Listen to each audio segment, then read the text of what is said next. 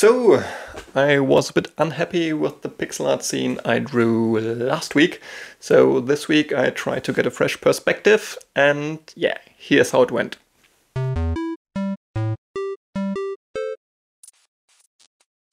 So, last week I created this short animation over here, and for me something felt really off about it.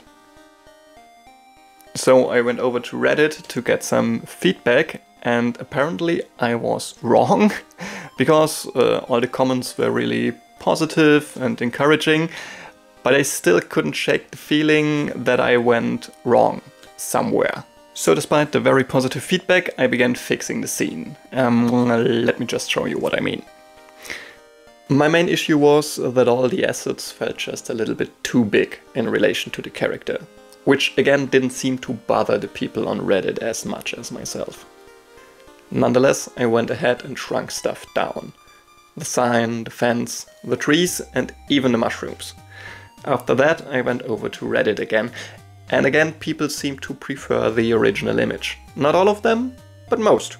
Which brought to mind a comment from my first post. If the only person that can tell you that you made a mistake is you, then you may not have made a mistake. And I guess that's rather true. I still feel like the assets are too big, but I get now why people seem to like it. For me, I guess the best course of action lies somewhere in the middle, because I feel like there is no real right or wrong answer here. So eventually I took the best from both worlds. I kept the big sign, but made the shaft just a tad smaller.